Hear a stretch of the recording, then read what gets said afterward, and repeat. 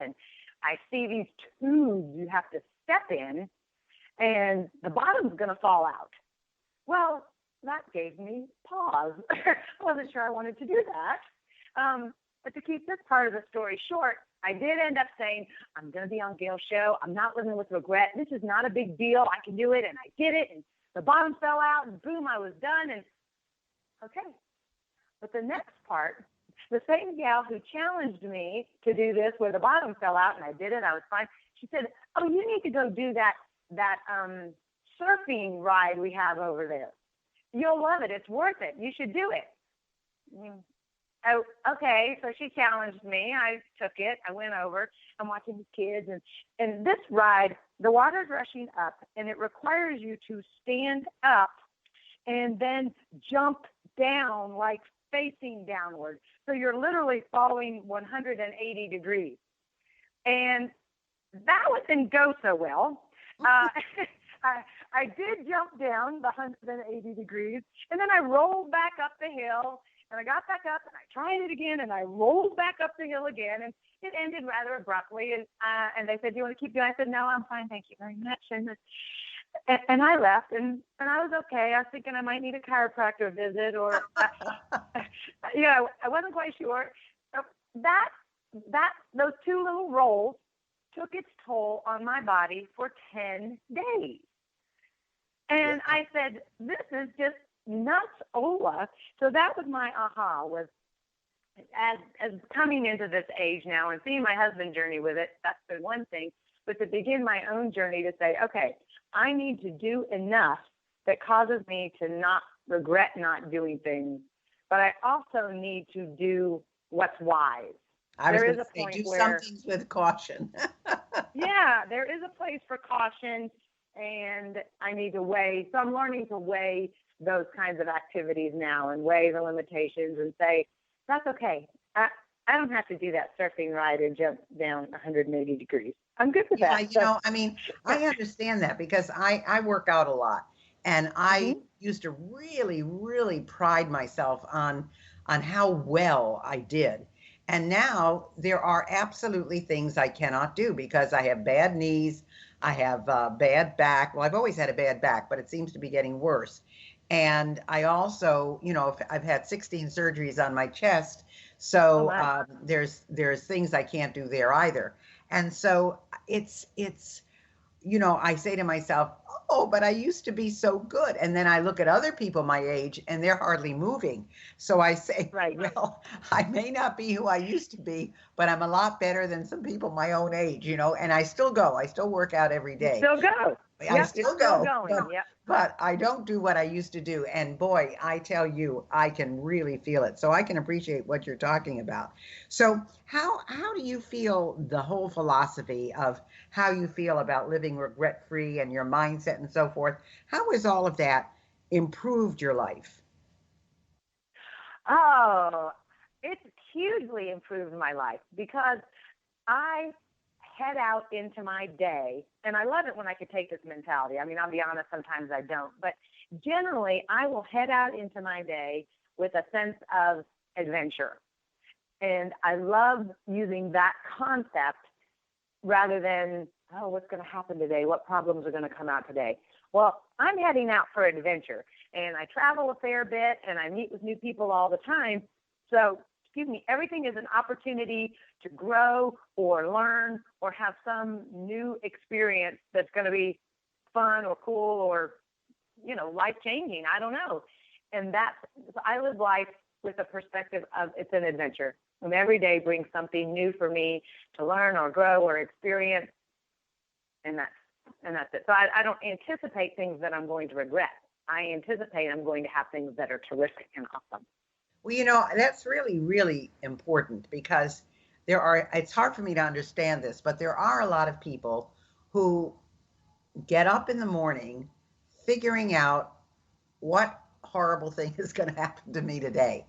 And you're going out and saying, okay, it's a brand new day and I'm going to experience a lot of new adventures and it is going to be fabulous. And what a way to start a day. Now, I know I always say there's going to be at least 12 crises in a day, or it hasn't been a complete day, but I don't Right. get up anticipating that it's going to be a horrible day. I anticipate, because I feel good and because I do what I love and because I treat people well, that whatever comes into my life and whatever comes into my day, I can handle. But it's really interesting how many people really get up with a defeatist attitude, and it's so important to approach life with, yes, it's going to be the best day ever. So how does this kind of translate in your family life? How do they benefit from your philosophy of living without regret? Well, my husband and I both kind of live with that mentality, and we've traveled to a number of countries around the world. We've always kind of lived our life with an adventurer's mentality, and so that helps us. And I think that has helped my husband to process these things with his health quicker as well. Is, well, this adventure may not be as pleasant as some of the rest of my adventures, but it is an adventure, and where am I going on it? And we've tried to give that to our kids as well. We have two kids who are, say, young grown. They're 21 and 23. And we have tried to instill that in them, that there's new things, there's adventures and things to learn. It's the we tried to give it to them. And one of them has just kind of jumped right in, and it's part of her personality too. And our son, it's taken him a little bit longer, but he's enjoying that as well. And he's trying new adventures and meeting new people and expanding his life as well. So I think we have given both of them that zest for adventure. And regret, I think some of that they're still kind of having to work on their own a little bit. You know, they find their own peaceful place coming out of their Well, young years into you have young to have your own adulthood. experiences so they can develop who they are. So Right. let's tell everybody how they can get in touch with you, what you do, what you might be able to do for them, and so forth.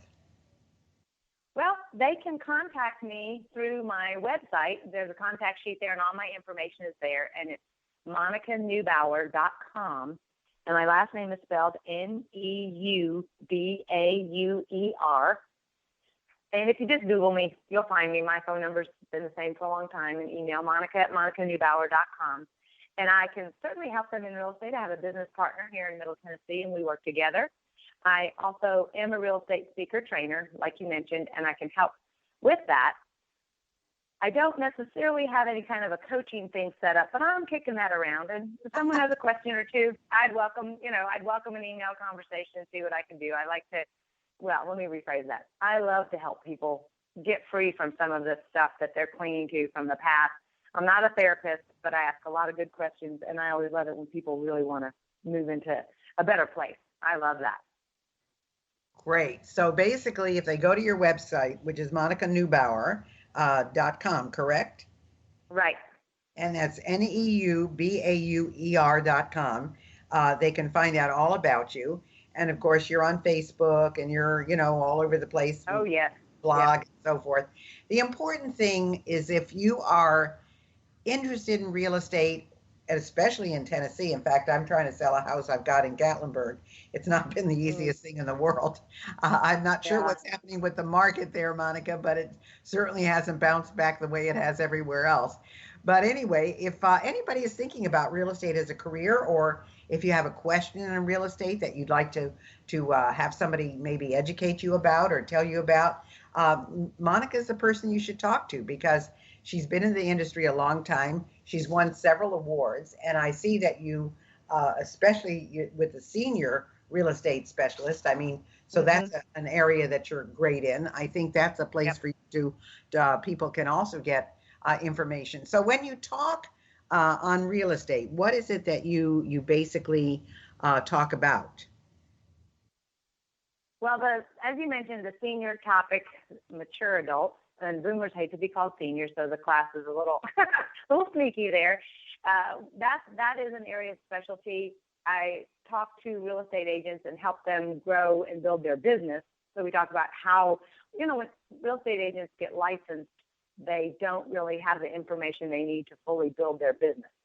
So I teach them that next level of building their business and growing their competency in selling real estate. But my passion is also helping them acknowledge it's a business, grow it as a business, and try and keep their life in harmony. working with the clients and the different kind of schedules like that, but also recognizing the need for boundaries and personal reflection as they grow their business, and what's the best way to keep their family strong while still growing a successful business. Well, I'll tell you, that's the key to anything. You may be good at what you do. For example, you may be a great mechanic, but that doesn't mean you know how to build a great mechanic business. You may be Right. a great real estate salesperson, but that doesn't mean you know how to build a great real estate business. Just like we in the speaking business say you can be a great speaker, but that doesn't mean you know how to run a great speaking business. So Right. if you're interested in getting in touch with Monica, go to her website. Again, it's Monica, Monica, Neubauer, Neubauer.com. And I'm sure she'll be happy to be in touch with you and give you any information that you would like. Thank you so much for being with us, Monica. It has been a pleasure. And we hope that you continue to be an award-winning realtor, because that's what it's all about. Well, thank you so much, Gail, for having me. It's been my pleasure. Thank you. Thanks. Bye-bye. Bye.